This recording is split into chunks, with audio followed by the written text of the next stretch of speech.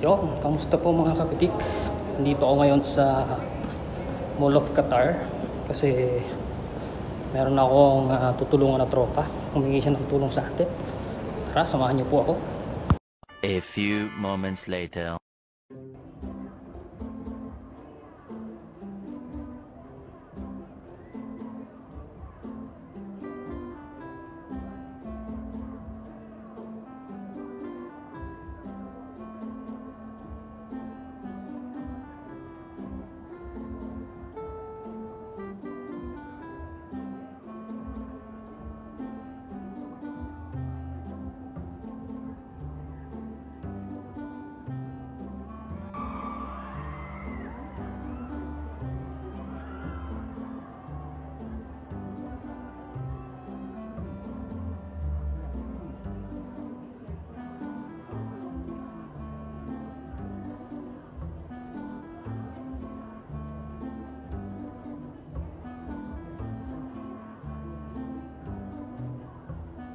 So yan mga kapitik, no, kagaya nga ng nasabi ko sa inyo kanina, may humingi ng tulong sa atin para dito sa malaking event.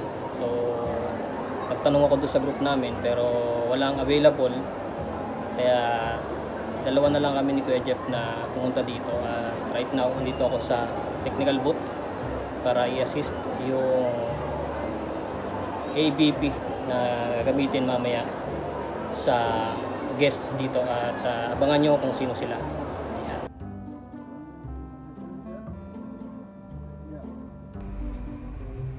Bali sa part na to mga kapitik, tinetesting na namin yung materials kung gumagana ba. Ayan. So testing muna ng materials, ng video kung kumpleto ba, kasi ano yan part yan ng technical rehearsal na tinatawag pagdating sa production.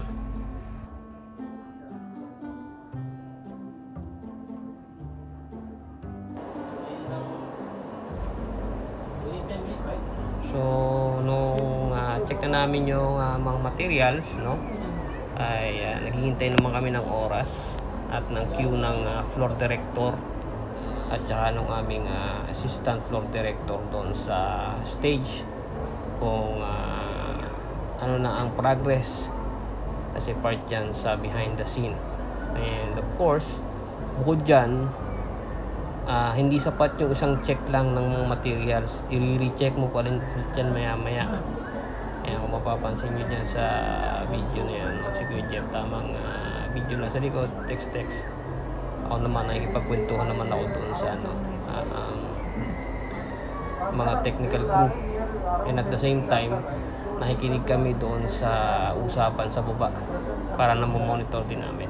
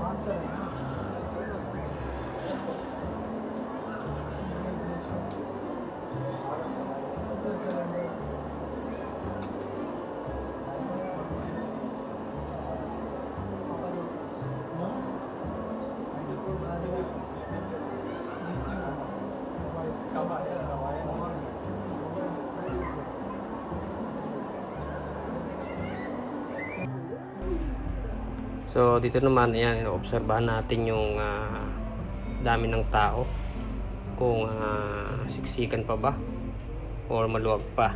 So far okay pa naman. Dito nga tinesting namin yung audio, ayan, at nag-iritan yung mga audience. Ayan. So pati yung ilaw syempre tinesting din.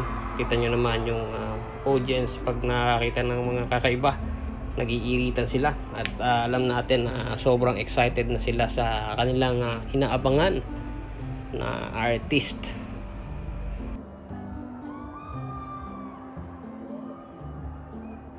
Din control ng lights nila dyan. Yung sila, yung light control, right? Daylight control are here, right? Ano yung video switcher nila? So dito sa technical booth nila, bawat effects may kanya-kanyang operator. Doon sa video switcher, sa light switcher, sa audio, sa video, may kanya-kanyang tokayan. Pati yung doon sa riser, sa stage, dito rin in-operate yun. So dito naman yung audio track namin, tinitingnan namin kung naka-sequence na siya. At habang hinihintay namin yung cue nung floor director sa baba, ay nire-recalibrate namin syempre yung skills at saka nagpapabawas kami nung tension sa sarili.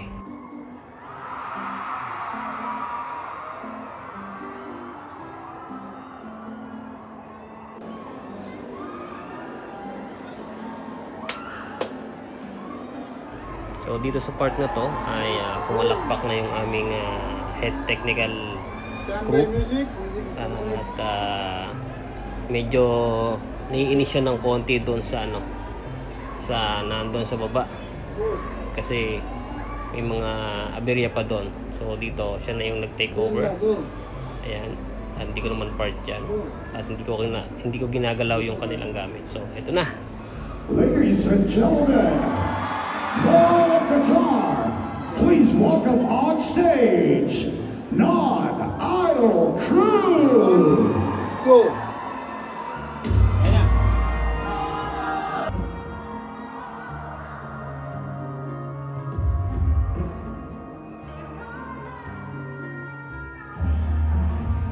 So itong mga nakikita nyo nagsasayaw na yan, hindi yan ng SB19. Sila yung front act, kumbaga. Idol dancer ang tawag sa mga yan. Ni-entertain nila habang naghihintay pa yung main artist.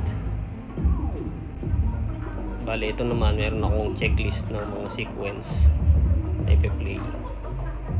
Ayan, habang hintayin natin sila. So yun, pumasok na dito yung host. It's time to welcome na ang ating guest for tonight. Once again, Ball of Qatar, thank you so very much for your warm hospitality and of course for being an incredible pizza, the official pizza partner of this event. And by the way, don't also forget to experience Bo's Coffee's premium matcha collection, all in exciting flavors. And also, syempre, the SB19 Simulan Bukas World Tour is supported by our amazing partners, Grill and Chill partner, Dairy Queen. And also, So Yummy Talaga. Balita Q. Filipino Nose Stone Network. Iggy Garcia. Mega Bayaha. Boxy TV. Joel Boliano TV. Jumtech TV. Queso. Standby, Dam. Fab and Ika. Dam audio, standby. On cue. Subaru Girl. Steve Baby. Daddy Techie. Qatar Mirror. QCast. Travel with McCoy. Simply CJ. Sina Digital Media. Qatar Living. Marhaba Information Guide. Qatar Tribune. And I Love Qatar. Thank you for supporting Filipino artists and helping spread the word about SB19. Simula ang Bukas World Tour. Palakpakan niyo naman sila. Our leader partners. Kamusta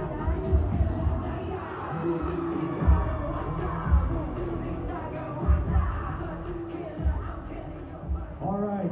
Handa na ba kayo? So dito sa part na to, nakikita nyo na butas na yung gitna ng stage.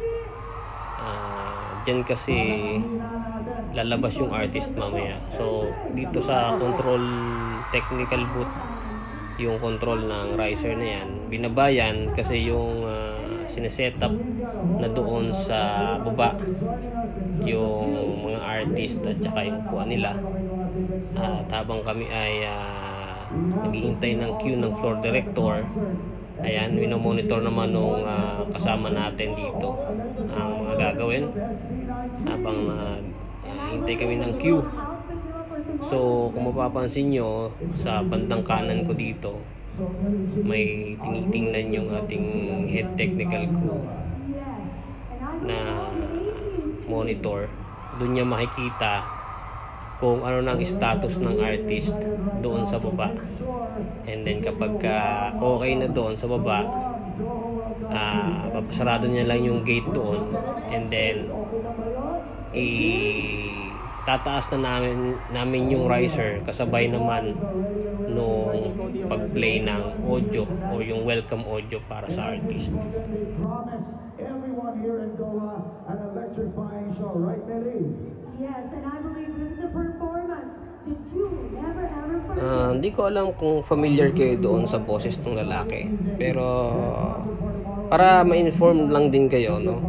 Yang host na yan ay isang RJ ng Kabayan Radio dito sa Qatar, at isa siya siya yung vocalist nung bandang Alamid, at isa sa pinaka-popular na kanta nila ay yung Your Love.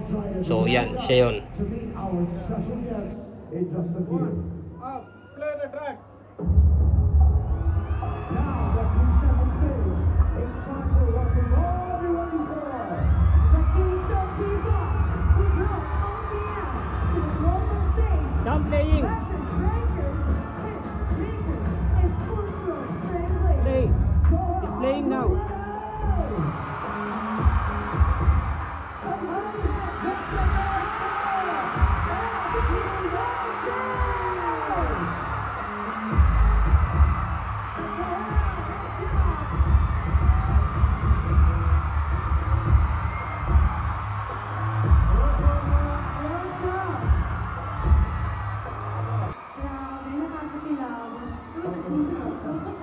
So yeah, before we begin, guys, I think it's only proper that you give them a welcome for joining you here.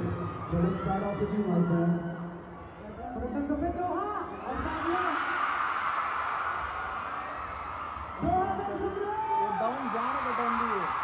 everyone is a voice still. Hello everyone, and all the people that I'm here in MOQ, a very good evening and hello to SB19. My name is RJIC. Alright, and right now we are together with social media partners right here for them to throw their questions directly to SB19. First up, we have Qatar Tribune, Doreen Regis. Hello, good evening. My name is Darlene. Welcome to Doha. Some of the stuff will cancel. So we promised together with our team that as much as we could, we would try to visit different places all over the world. And so right now, this is our first time here in Qatar, Doha.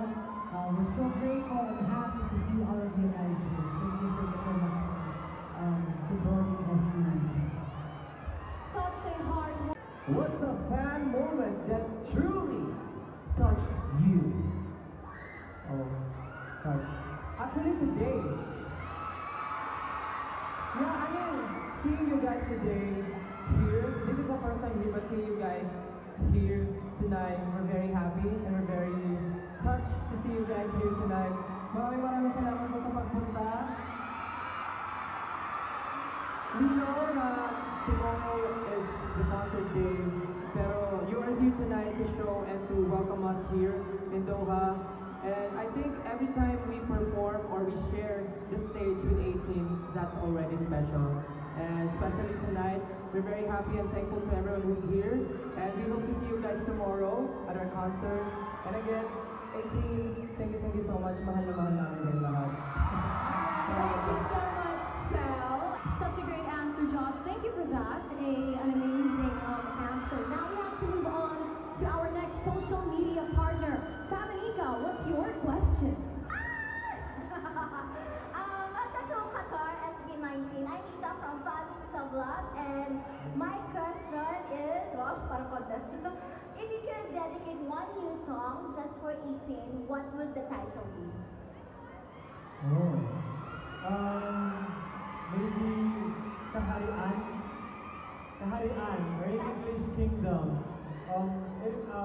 I'm thinking that it will talk about like the community that was built by the team, with all the good things that they did, and helping people, help us achieving the goals for the Filipino music.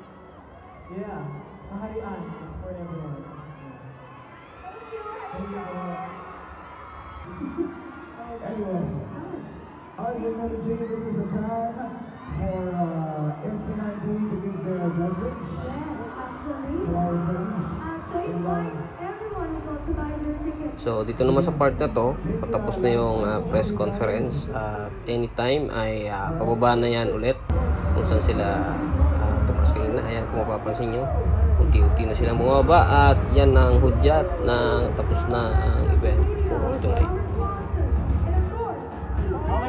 Okay na po.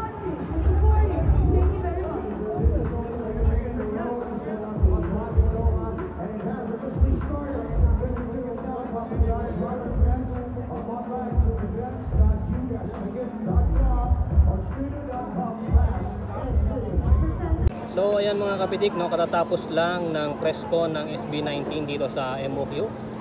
At ako'y kakain muna kasama ko si Kuya Jeff. At mamaya update ko kayo pagkatapos namin. A few moments later. So ayan, natapos na kaming kumain ni Kuya Jeff at nakauwi na rin sa bahay. At medyo mabilisan yung naging kilos namin, no. At ayun, no. Ikwento ko na sa inyo kung anong nangyari. Basically, hindi ako dapat kasama doon sa production ng concert na yon. Kaya lang kahapon ay tumawag yung isa nating kaibigan galing sa Kabayan Radio at humingi sila ng tulong para i-assist natin yung production team para sa pagpe-present ng mga video behind the scenes. So, bali nag-check ako kahapon doon sa group namin ng technical team kung sino ang available para at least sana ay ma-experience din nila yung nasa behind the scene, no, sa ganito kalaking klaseng concerts. Kaya lang kasi ay wala nag-respond sa akin kundi si Kuya Jeff, so kami na lang ulit dalawa, although last concert naman tatlo kami.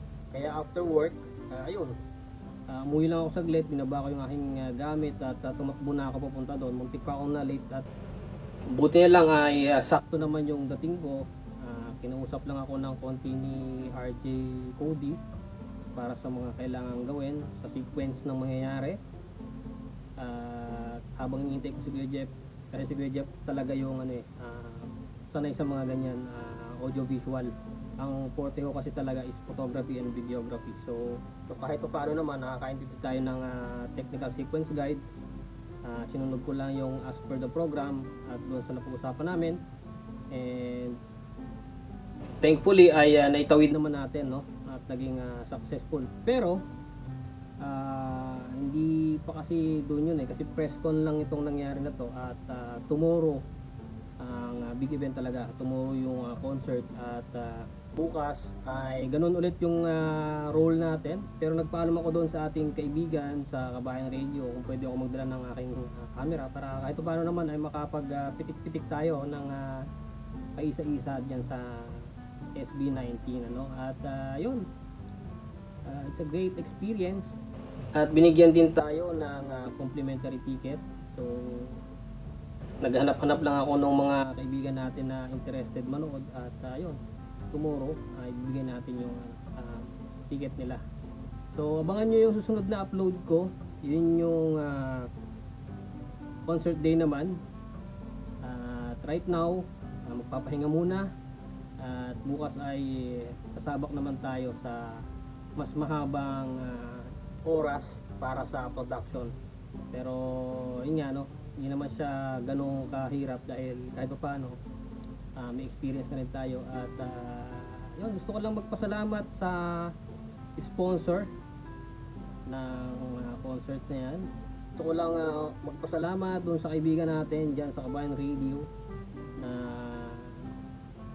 tumawag sa atin para mabigyan tayo ng chance to ma-experience ulit na mag-assist sa production or yung behind the scene nung concert.